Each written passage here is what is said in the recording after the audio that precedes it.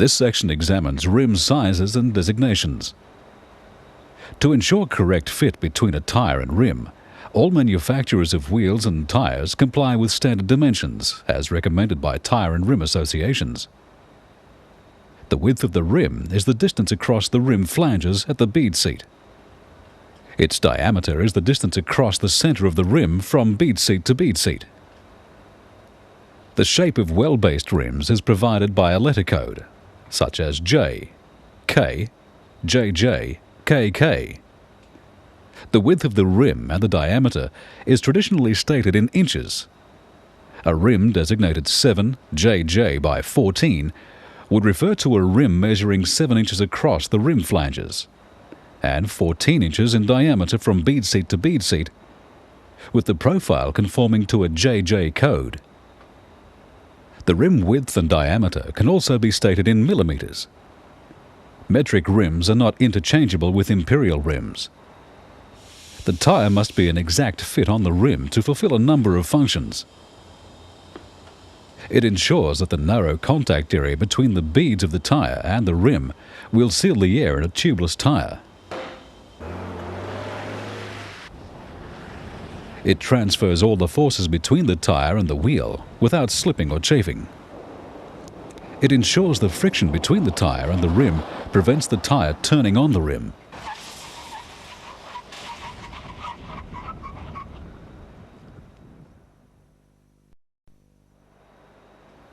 This section examines types of wheels. Wheels must be strong enough to carry the mass of the vehicle and withstand the forces that are generated during use. Some are made from steel. They are pressed in two sections: the wheel center, with a flange or disc that is drilled for the wheel fasteners, and the rim. They are then welded together. Others are made from cast aluminium alloy. Alloy wheels are lighter than similar steel wheels. And since aluminium is a better heat conductor than steel, alloy wheels dissipate heat from brakes and tyres more quickly than steel wheels. The wheel center must accurately locate the wheel rim centrally on the axle. It must also provide the required distance from the center line of the wheel to the face of the mounting flange. This is called offset. On this wheel, the offset is marked. It is 45 millimeters. Offset is important because it brings the tyre center line into close alignment with the larger inner hub bearing and reduces load on the stub axle. This allows the inside of the wheel center to be shaped to provide space for the brake assembly, usually located inside the wheel. Ventilation slots allow air to circulate around the brakes. In some cases, wheels are directional to assist the airflow. The rim must be accurately shaped and dimensioned, and strong enough to support the tyre under the load of the vehicle and the forces generated by the motion of the vehicle. Passenger cars normally use rims which are of well-based or drop-center design. The drop center is used for mounting and demounting the tyre onto the rim. When inflated, the tyre is locked to the rim by tapering the bead seat towards the flange or by safety ridges or humps close to the flange. In the event of sudden deflation or blowout, safety ridges prevent the tyre moving down into the well. This helps maintain control of the vehicle while it is being braked. Well-based rims can also be used on heavy commercial vehicles for tubeless tyres. The rims are referred to as 15-degree drop center rims because the bead seats are inclined at 15 degrees towards the flange. The taper gives a good grip and an airtight seal between the tyre beads and the rim. The low flanges and drop center allow the special size, flexible tubeless truck tyres to be mounted and demounted in a similar manner to that used on smaller passenger car tyres. The stiff sidewalls of larger cross-ply tyres mean they cannot be mounted and demounted in this way, and many four-wheel drive and commercial vehicles use a flat base demountable flange rim. When all of the air is removed from the tyre, One flange can be removed so the tyre can be demounted. Wheels are fastened to the hubs by wheel studs and nuts. They're highly stressed by loads from the weight of the vehicles and the forces generated by its motion, and they're made from heat-treated, high-grade alloy steel. The threads between the studs and nuts are close-fitting and accurately sized. All wheel nuts must be tightened to the correct torque, otherwise the wheel could break free from the hub.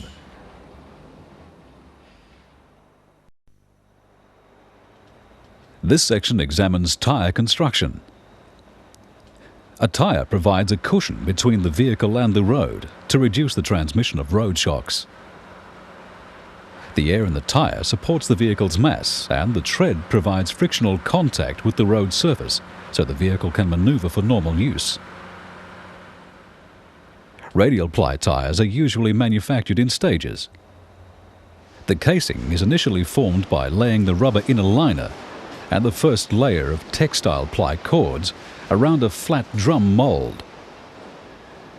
The rubber-covered bead wire and sidewalls are then locked into position. The rubber sidewalls protect a finished tyre from curb damage and weathering. At the second stage building machine, the tyre is shaped. Belts of steel wire are guided into place. The tread is then positioned, and the uncured tyre is consolidated by rollers before it is placed in the mould.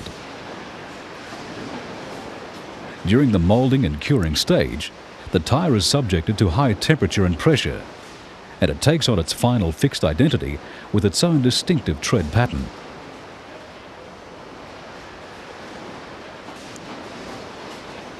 It is then trimmed and checked for balance and quality before it is inflated and run under load against a rotating drum. This is a final check for ride uniformity.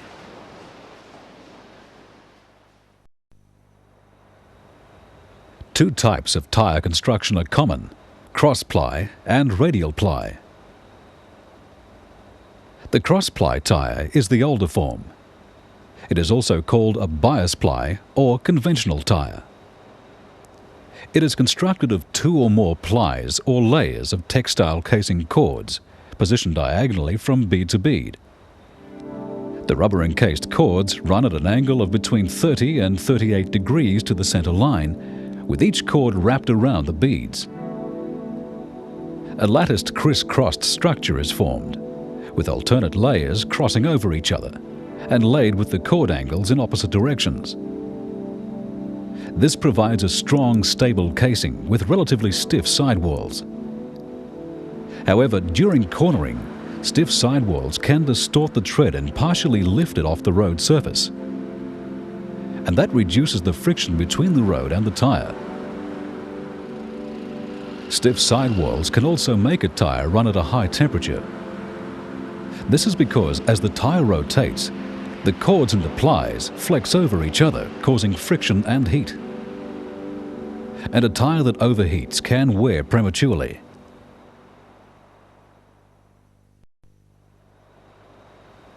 Radial ply tyres have much more flexible sidewalls due to their construction.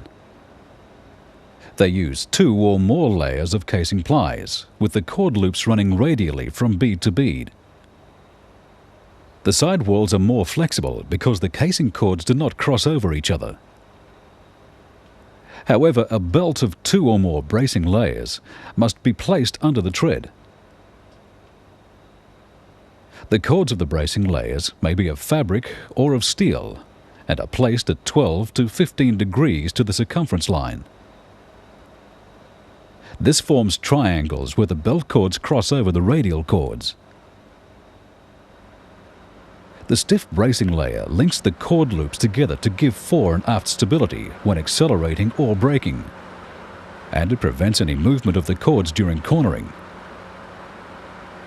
The cord plies flex and deform only in the area above the road contact patch. There are no heavy plies to distort, and flexing of the thin casing generates little heat, which is easily dispersed. A radial ply tyre runs cooler than a comparable cross-ply tyre, and this increases tread life. Also, a radial tyre has less rolling resistance as it moves over the road surface.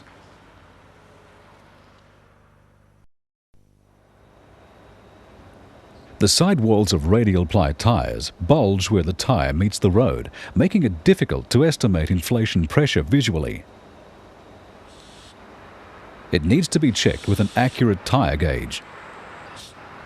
Using correct inflation pressures extends tyre life and is vital for safety. Sidewalls of an underinflated tyre flex too far, which pushes the centre section of the tread up and away from the road surface. This causes wear at the shoulders of the tyre. In an overinflated tyre, the sidewalls are straightened, which pulls the edges of the tread away from the road and causes wear at the centre of the tread. A tube-type tyre uses an inner tube, which provides an airtight container inside the tyre. A tubeless tyre is lined with a soft rubber layer to form an airtight seal. This inner liner also seals against small penetrations, letting air escape only relatively slowly. When a tubeless tyre is fitted, an airtight valve assembly is used. It can be a tight fit into the rim or be held with a nut and sealing washers. A tyre and wheel assembly must be balanced. As the wheel rotates, centrifugal force acts outwards. Any part heavier than the rest will vibrate vertically, with the heavy area slapping the road surface with each turn of the wheel. This is called static unbalance. Dynamic unbalance causes the wheel assembly to turn inwards and then outwards with each half revolution. As speed rises, rapid side movement of the front wheels causes a sideways vibration or wheel wobble effect at the front of the vehicle. These conditions must be corrected to prevent cupping or dishing of the tread and reduced tread life. Tread life can also be reduced by incorrect wheel alignment. The feathered edge of this tyre indicates an incorrect toe setting. And wear on the one shoulder of this tyre could be due to incorrect camber setting. Most passenger car tyres have tread wear indicators moulded into the tread pattern. They generally provide an indication when the depth of a tyre groove falls to 1.5 millimeters. Control of a vehicle in any weather conditions depends finally on frictional forces generated between the tyres and the road surface. On a dry road, a smooth rubber surface can provide a high coefficient of friction, sufficient to maintain a degree of control during braking, accelerating, and cornering. In wet conditions, the coefficient of friction between a smooth tyre and the road surface falls to an extremely low value. Grooves in the tread pattern clear water away from the contact patch area. This allows a relatively dry area to be formed and for road adhesion to be maintained.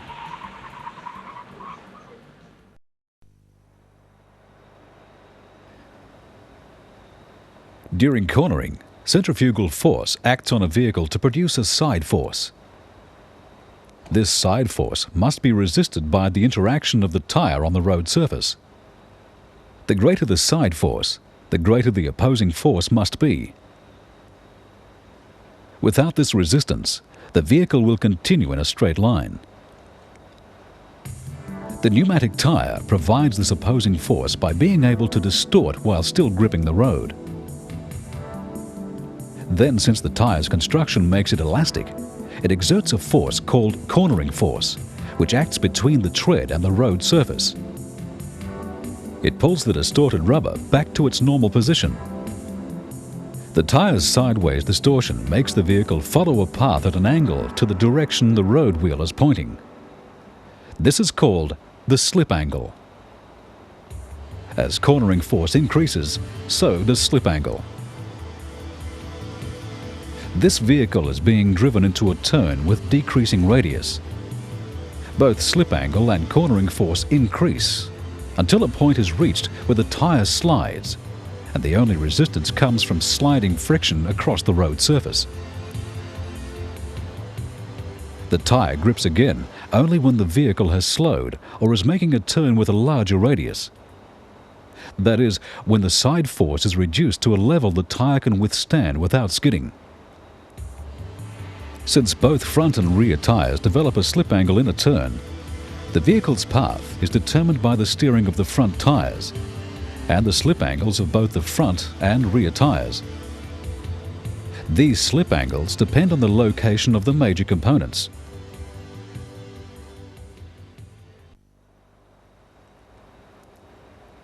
The centre of gravity is the balance point of the entire vehicle. Its actual position depends on location of the major components. It is always located above the road surface and between the tyres. When a vehicle is cornering, this is the point through which all centrifugal force is assumed to act. Its position is determined by the load carried by the front and rear wheels. That is, by how weight is distributed. This is a 40%, 60% fore and aft weight distribution. 40% of the weight is carried on the front wheels, 60% on the rear, and the centre of gravity is closer to the rear than the front. A weight distribution of 60-40 has the centre of gravity closer to the front than the rear. Lateral weight distribution can be expressed in the same way. The height of the centre of gravity is determined by the height of the mass above the road surface. Every vehicle has static weight distribution, whether it is at rest or travelling in a straight line at a steady speed. This is changed laterally by centrifugal force when the vehicle is turning, and in a fore and aft direction during acceleration or braking. During cornering, centrifugal force puts more weight on the outside wheels. Acceleration puts more weight on the rear wheels. Deceleration or braking has the opposite effect. In a turn, centrifugal force tries to push the vehicle away from the corner. This is resisted by the cornering force of the tyres. The tyres have slip angles due to the cornering forces acting on them. And since the cornering forces at front and rear may not be equal, the slip angles at front and rear can be different too. With the centre of gravity closer to the rear tyres carry more of the weight, so they operate at a greater slip angle than the front tyres. Larger side forces act on the rear tyres, which causes greater tyre distortion. This condition of higher slip angles at the rear causes oversteer.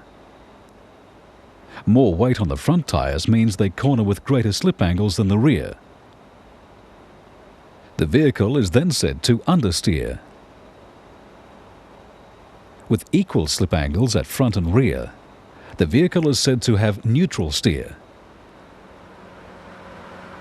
Radial ply tyres generate much higher cornering forces than cross-ply tyres, which is why the two tyre types should not be used on the one vehicle. Slip is also influenced by inflation pressures, so manufacturer recommendations should always be followed.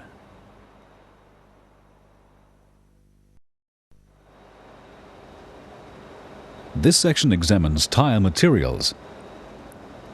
Modern tyres are made from a range of materials. The rubber is mostly synthetic, with carbon black added to increase strength and toughness.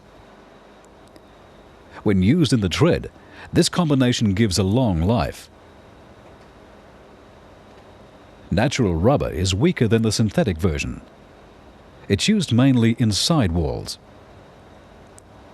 The pliers are made from cords of fabric coated with rubber. Early tyres used cords of cotton, but with increased vehicle speeds and loads, rayon and nylon cords are now common. Cords of synthetic fabric have high tensile strength. They resist stretching but are flexible under load. The cords are placed in parallel and impregnated with rubber to form sheets called plies. Plies have high strength in one direction and are flexible in other directions. When cotton was used as a cord, the number of plies or layers in a tyre was a measure of the tyre's strength. Newer cord materials use fewer plies. A modern steel-belted radial with a 6-ply rating may have just 2 plies in its sidewall. Having fewer plies makes the tyre more flexible. Higher numbers of plies make a tyre's response to bumps harsher. The bead of the tyre is made of a cord of high-tensile steel coated with rubber. The end of the ply is wrapped around the bead, which is then wrapped in rubber to stop chafing of the plies and also to seal the bead against the rim.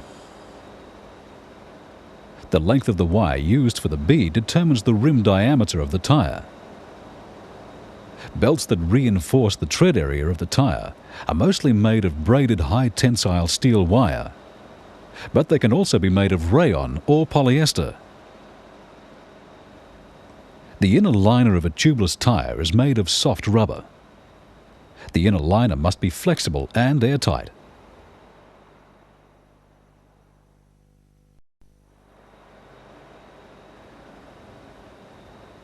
This section examines tyre sizes and designations. The size of a tyre must satisfy some basic conditions. The bead diameter must suit the wheel rim diameter.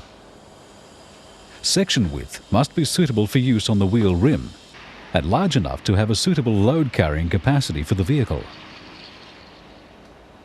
The overall tyre size must allow sufficient clearance between the tyre and the vehicle frame. All manufacturers mould information about the tyre into its sidewall. In cross-ply tyres, the bead diameter and the section width are stated in inches.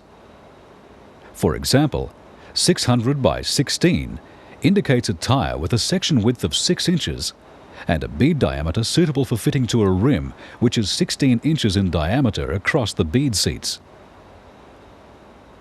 The load capacity is indicated by the ply rating, for example 6 PR. The aspect ratio of a tyre is the ratio of its height to its width. It is usually given as a percentage. The lower a tyre's aspect ratio, the wider the tyre is in relation to its height. An aspect ratio of 98% means the section height of the tyre is slightly less than the section width. This is called a cushion or balloon tyre. An aspect ratio of 88% means the height is 12% less than the width, giving a lower profile. It is called a medium-low profile tyre. The profile of cross-ply tyres was reduced further to between 78 and 82%, called a super low section. However, the stiffness of cross-ply tyres makes them unsuitable for further reduction in profile. Radial ply tyres have been manufactured in 78% profile, but are also made with further reductions in profile from 75% to 45%.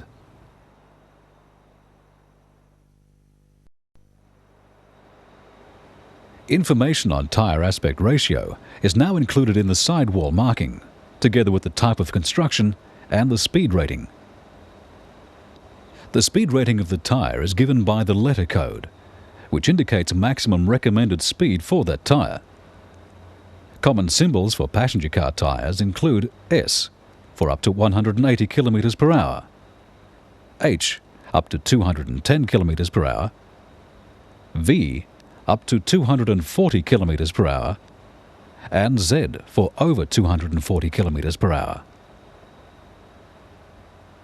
Radial ply tyres have always been marked with the section width in millimeters, but with the rim diameter in inches.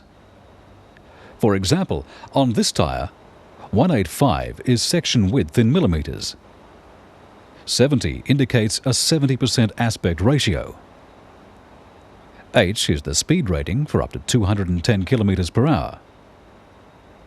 R indicates Radial Ply construction. 13 indicates the tyre is suitable for fitting to a 13-inch diameter rim. Totally metric types are also manufactured.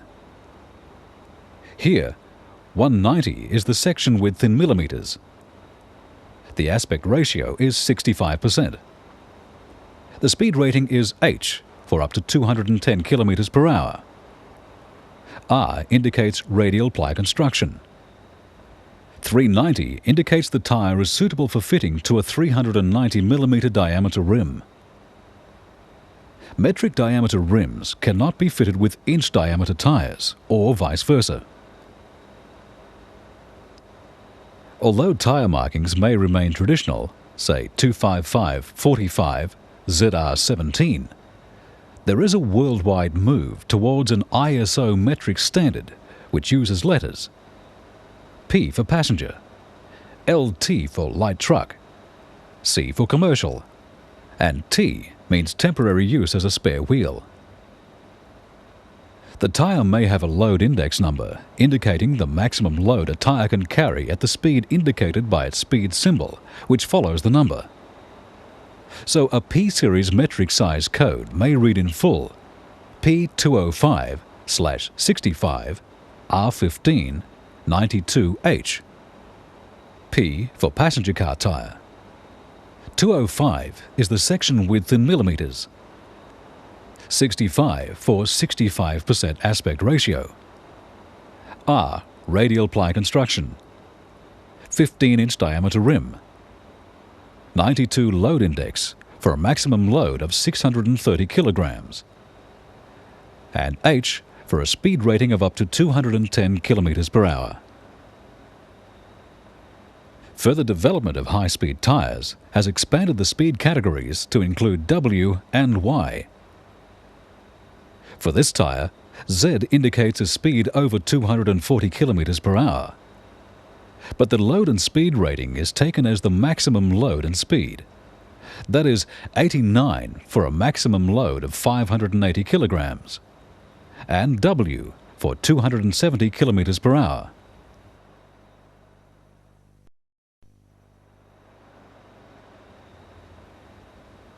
This section examines basic principles of wheel alignment.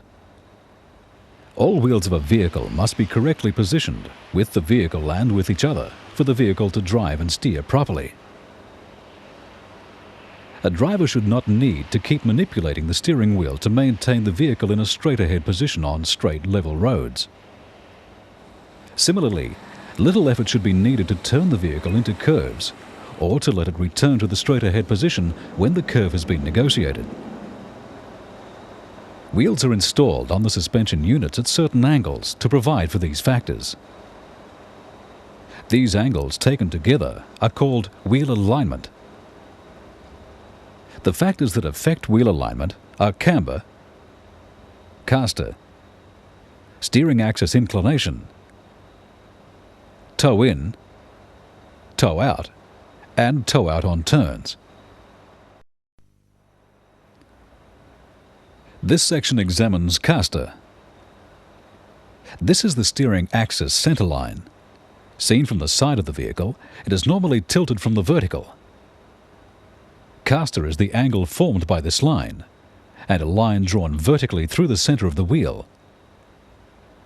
Backward tilt from the vertical is positive caster. Forward tilt is negative caster. When a vehicle has positive caster, a line drawn through the steering axis centerline meets the road surface ahead of the centerline of the wheel. The tire contact point is behind the steering axis. When the wheel is turned to the right, the tire contact point is moved to the left of the direction of travel. And similarly for turning to the left. In forward motion, this generates a self-centering force which helps return the wheels to the neutral position when the steering wheel is released. The effects of positive caster can be seen in the motion of this furniture wheel. When it is acted on by a forward-moving force, Its pivot point ahead of the wheel ensures the wheel always trails behind. Most cars have positive caster because it makes it easier to travel in a straight line with minimal driver action. But as positive caster increases, more and more effort is needed to turn the steering wheel. A small amount of negative caster reduces the steering effort needed at low speeds, but can make a vehicle wander at high speeds. In all cases, the manufacturer's specifications should be followed.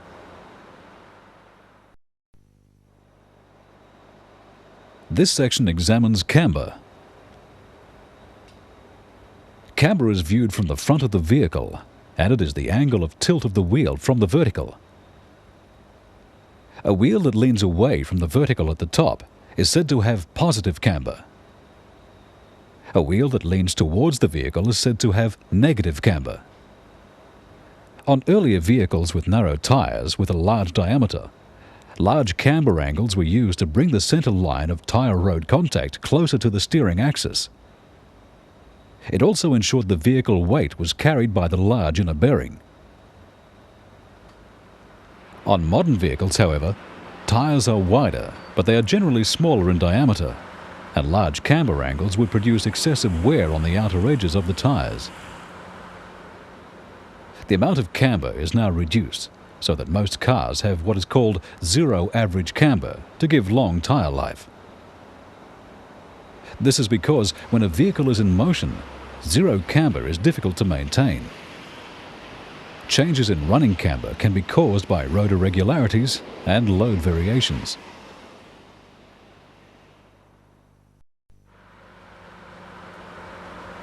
This section examines scrub radius. Scrub radius is also known as steering offset and scrub geometry. It is the distance between two imaginary points on the road surface.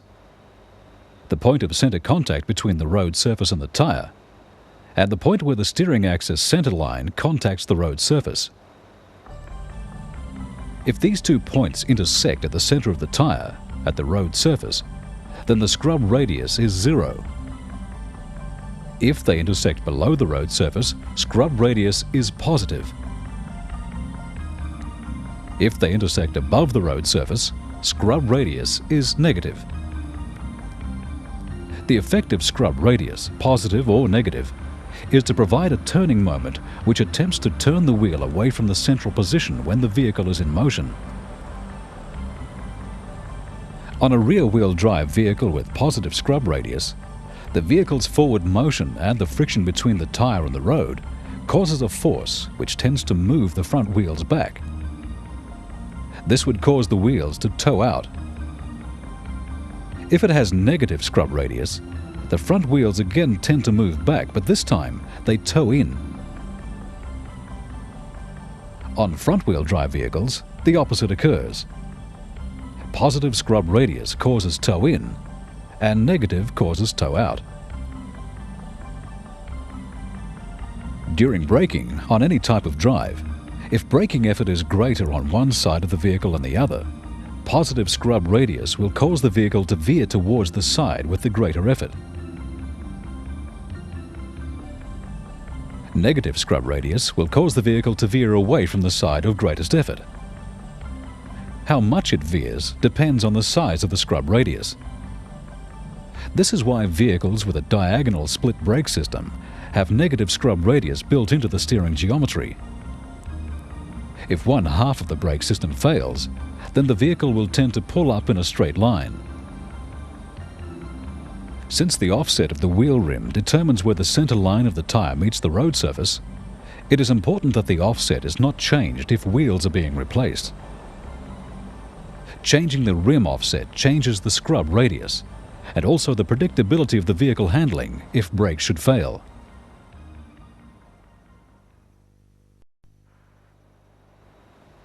This section examines steering axis inclination. The axis around which the wheel assembly swivels as it turns to the right or left is called the steering axis. It is formed by drawing a line through the upper and lower pivot points of the suspension assembly. Seen from the front of the car, it is tilted inward. The angle formed between this line and the vertical provides steering axis inclination angles. Steering axis inclination acts with caster to provide a self-centering of the front wheels. When the wheels are in the straight ahead position, the ends of the stub axles are almost horizontal. When the wheels turn to either side, the effective steering axis inclination is to make the ends of the stub axle tend to move downward, but this is prevented by the wheel. The stub axle carrier then must move up, which raises the front of the vehicle. When the steering wheel is released, the mass of the vehicle forces the stub carrier back down, which pushes the wheels back to a central position. With a vertical steering axis, no self-centering would occur. The wheel would pivot on a radius with the steering axis as its center. This would introduce a turning moment on the wheel. Road shocks would be transmitted back to the steering wheel, and steering would be difficult to control. Steering axis inclination brings the pivot point close to the center of the tire contact patch at the road surface. It intersects with the camber line drawn through the tire and the wheel. If these two lines intersect at the center of the tire at the road surface, then the vehicle is said to have zero offset or zero scrub radius. If they intersect below the road surface, then it has positive offset or scrub radius. If they intersect above the road surface, then it has negative offset or scrub radius. The angle between the steering axis inclination and the camber line is called the included angle. It is a diagnostic angle. Since the steering axis inclination is not adjustable, if the camber angle is correct, then the steering axis inclination should also be correct. That is, it should match the specification.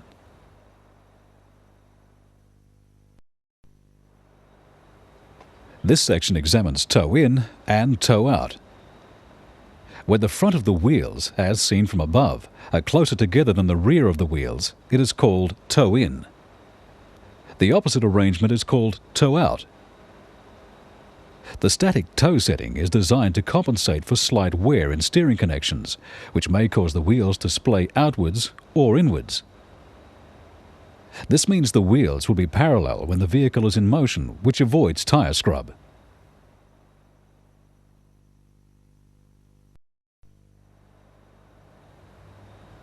This section examines toe out on turns. Toe out on turns is the relative toe setting of the front wheels as they turn to left or right. When a vehicle makes a turn, each wheel should rotate with true rolling motion that is free from tire scrub. True rolling motion is only obtained when each wheel is at 90 degrees to a line drawn between the swivel axis and the center of turn. Because the rear wheels are fixed, the center of turn will lie somewhere along the center line of the rear axle, depending on how far the steering wheel is turned from the straight ahead position. To provide true rolling motion, the inner wheel must be turned through a greater angle than the outer wheel.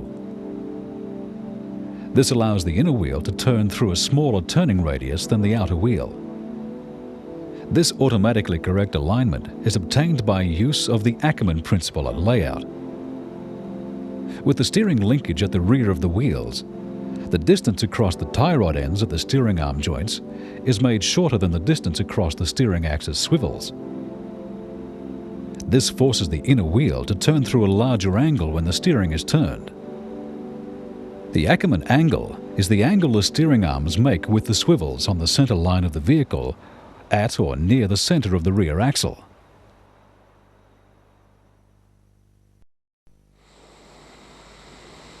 This section examines turning radius. Turning radius is a measure of how small a circle a vehicle can turn around in when the steering wheel is turned to the limit. All vehicles have stops to limit how far the front wheels can turn.